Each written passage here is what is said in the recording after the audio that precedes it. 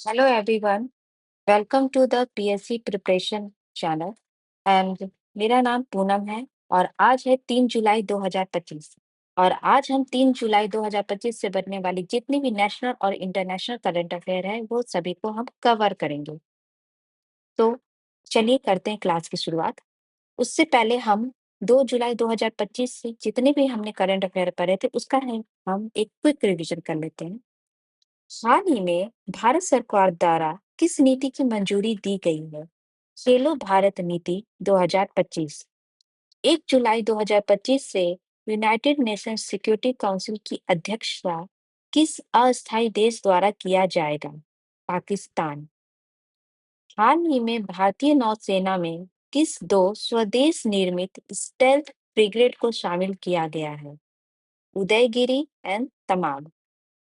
सैन्य अभ्यास शक्ति भारत और किस देश की सेना के बीच संपन्न हुई है? फ्रांस। केंद्रीय सरकार द्वारा RDI research development and innovation के लिए कितनी धनराशि की मंजूरी मिली है? 1 लाख करोड़। भारत में पहली बार किस न्यायालय में कर्मचारियों की भर्ती के लिए एससी एसटी आरक्षण लागू होगा? Supreme court. मां सीता को समर्पित मंदिर पुनौरी धाम किस राज्य में बनाया जा रहा है? बिहार। किसी भारतीय प्रधानमंत्री द्वारा किस अफ्रीकी देश में 3 दशकों में पहली यात्रा होगी? घाना। कौन सा देश ओलंपिक 2036 की मेजबानी करेगा? इंडिया।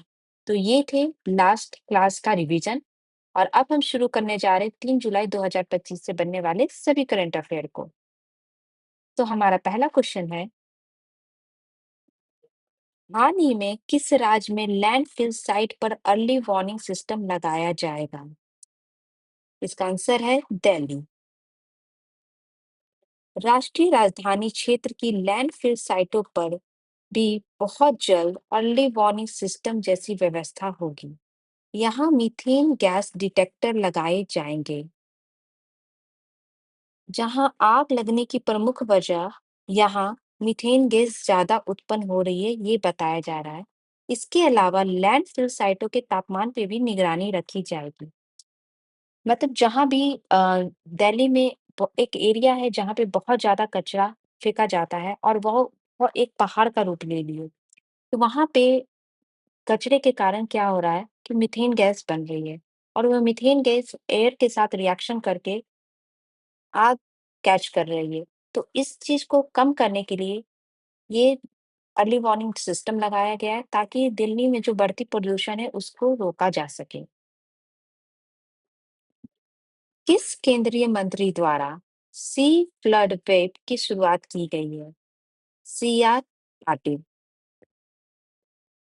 केंद्रीय जल शक्ति मंत्री सी आर पाटिल ने बुधवार को सी फ्लड नामक वेब आधारित बाढ़ की पूर्वानुमान प्रणाली की शुरुआत की। इसे 2 दिन पहले तक गांव स्तर पर चेतावनी देने के लिए डिजाइन किया गया है। मतलब ये सी फ्लड नाम का जो ऐप है वो बाढ़ से जो किसान है या गांव है उनको पहले से 2 दिन पहले ही चेतावनी दे दी जाएगी।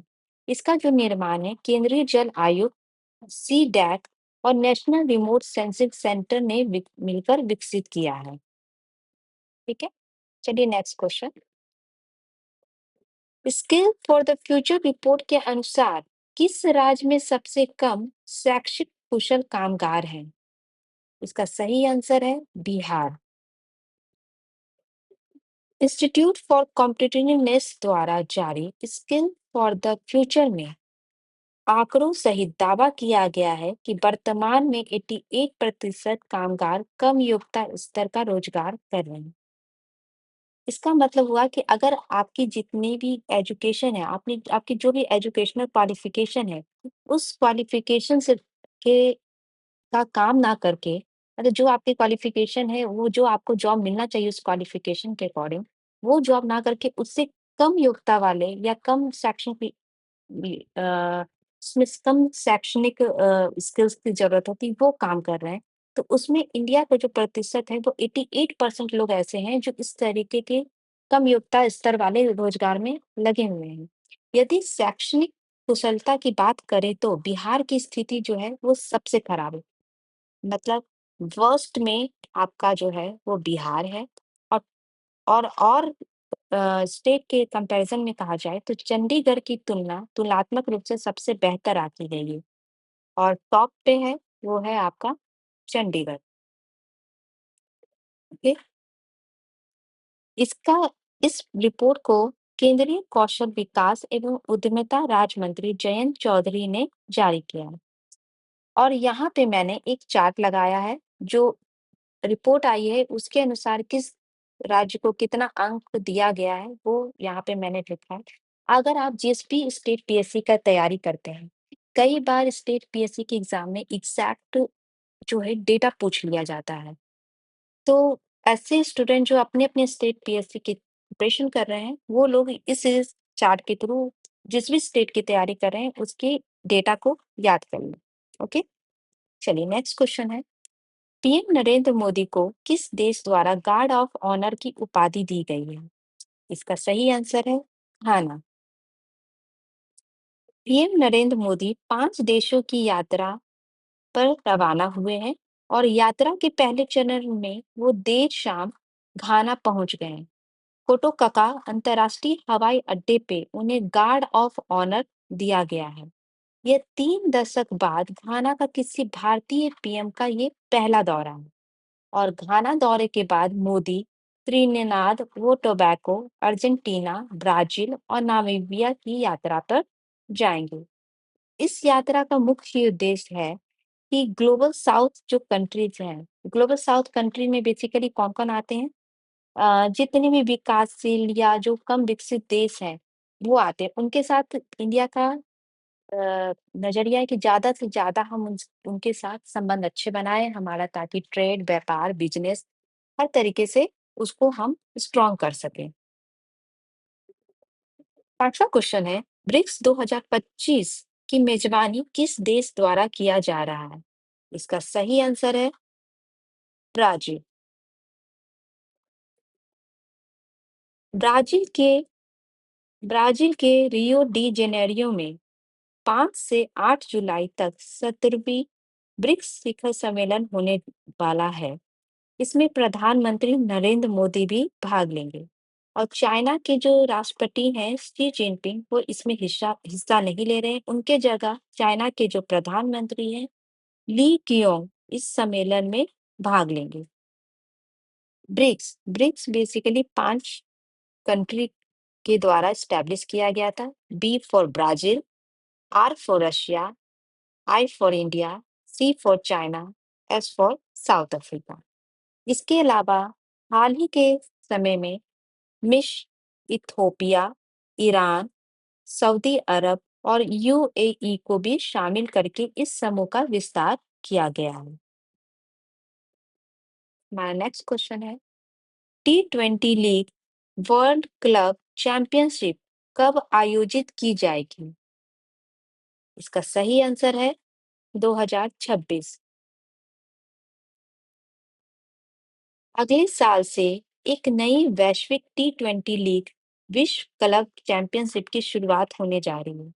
हालांकि ये जो क्लब है ये 2015 में जो एक क्लब शुरू हुआ था, एक लीग शुरू हुआ था जिसका नाम था चैंपियंस लीग टी 20। मतलब 2015 में आपका एक लीग शुरू हुआ था जिसका नाम है चैंपियंस लीग टी 20। उसी का एक नया और बड़ा रूप है विश्व club championship T 20 league. Okay.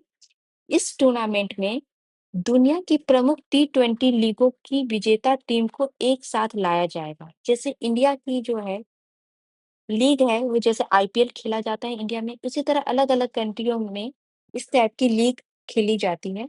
जैसे कि आईपीएल हो गया इंडिया में, Big Bash League, SA20, Caribbean Premier League और द 100 जैसी लीग है।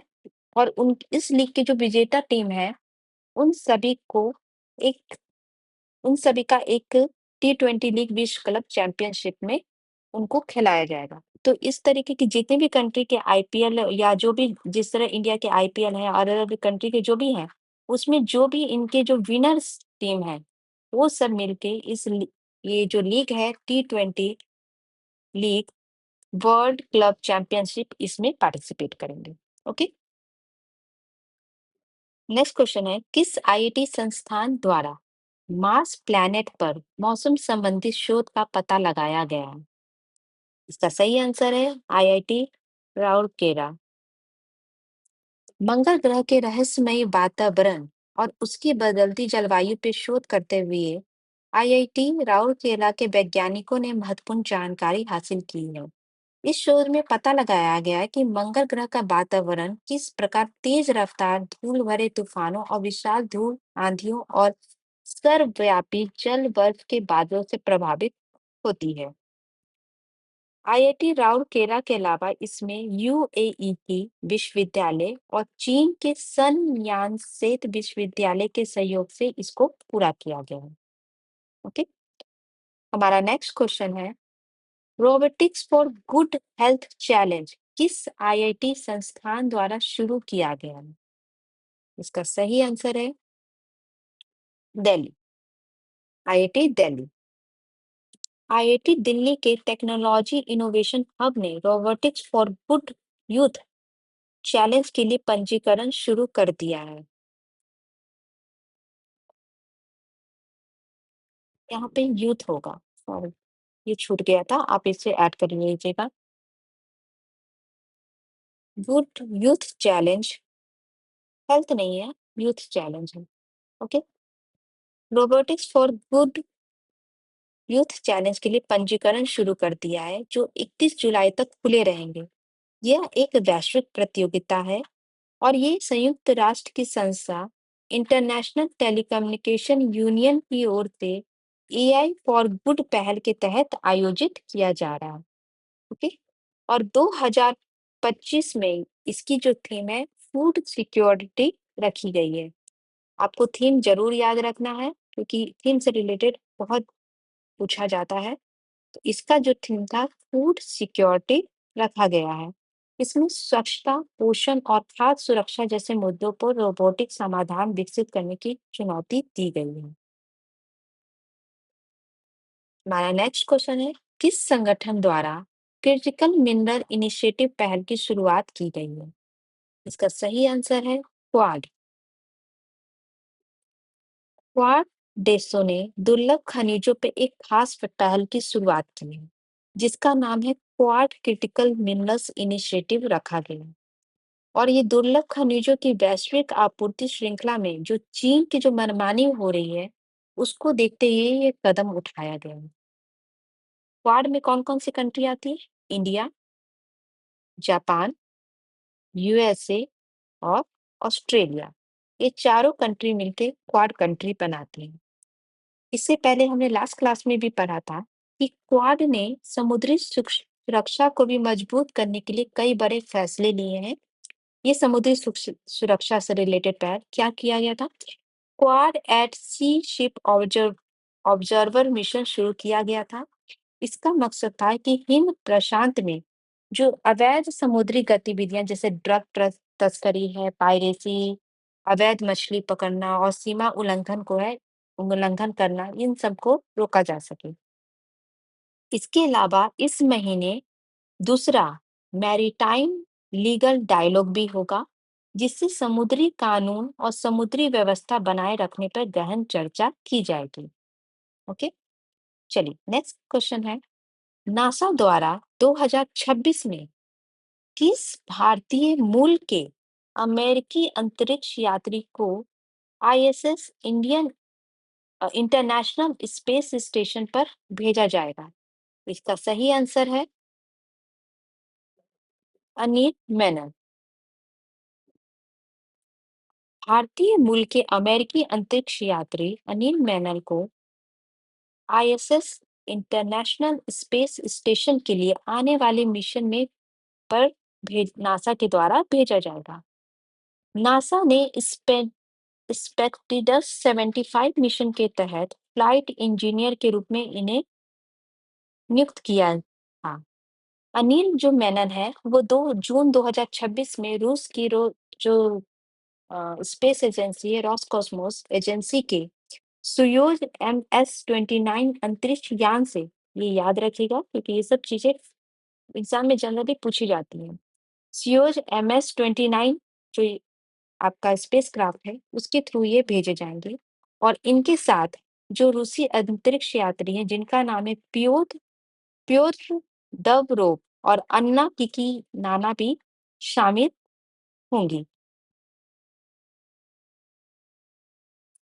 ये थे आज के इम्पोर्टेंट करंट अफेयर और आपको अगर ये क्लास अच्छी लगी हो, तो प्लीज़ चैनल को सब्सक्राइब करिएगा और चैनल को लाइक करिएगा।